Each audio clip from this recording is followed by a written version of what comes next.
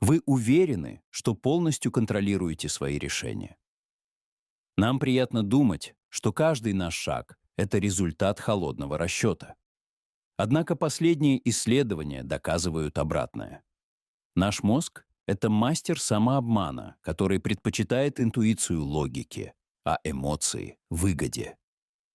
Давайте разберем, почему мы так часто поступаем вопреки здравому смыслу и как на этом играют маркетологи. Люди склонны принимать решения, опираясь не столько на трезвый расчет, сколько на интуицию.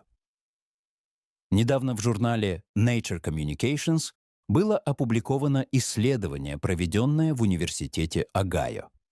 Участники эксперимента играли в компьютерную игру, в которой нужно было нажимать на точки, появляющиеся на экране. Большинство испытуемых быстро поняли, что в игре заложена беспроигрышная схема, однако следовали ей всего в 40% случаев.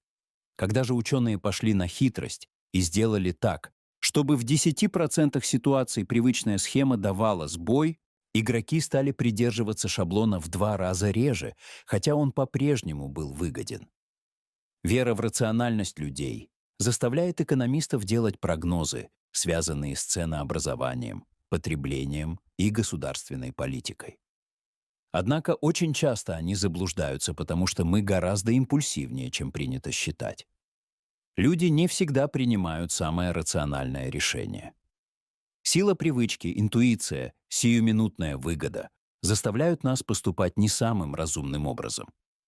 В книге профессора поведенческой экономики Дэна Ариэли «Предсказуемая иррациональность» рассказывается о том, почему мы так делаем и как это можно использовать.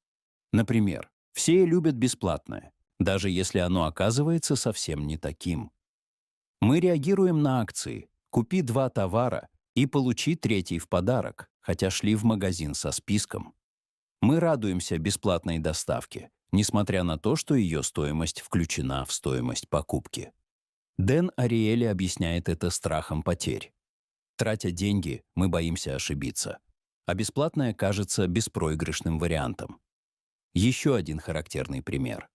То, как наши ожидания влияют на восприятие результата. Еда в дорогом ресторане с красивым интерьером субъективно кажется более вкусной. Платье, приобретенное у известного бренда за большие деньги, нравится больше, чем купленное на распродаже, и воспринимается как более качественное, даже если это совсем не так. Мы высоко оцениваем то, чем уже владеем и к чему эмоционально привязались. Из-за этого сталкиваемся с разочарованием, когда люди не хотят покупать по завышенной цене дом, в котором мы провели детство. Когда во что-то вложены не только деньги, но и усилия, эмоции, время, вещь начинает казаться особенно ценной. Маркетологи давно об этом знают и предлагают клиентам самостоятельно собрать мебель или купить платье, к которому прилагаются нитки и схема для вышивки. Мы столь же нерациональны, когда речь идет о разнице между дружескими и деловыми отношениями. Например, мы готовы отказаться от работы за маленький гонорар, но возьмемся за ту же самую задачу, если она будет представлена как помощь или дружеская услуга, за которую мы не получим ни копейки. Если вы узнали себя, значит, видео сработало. Напишите в комментариях, какое решение в жизни оказалось самым нелогичным, и отправьте это видео тем, кто считает себя абсолютно рациональным.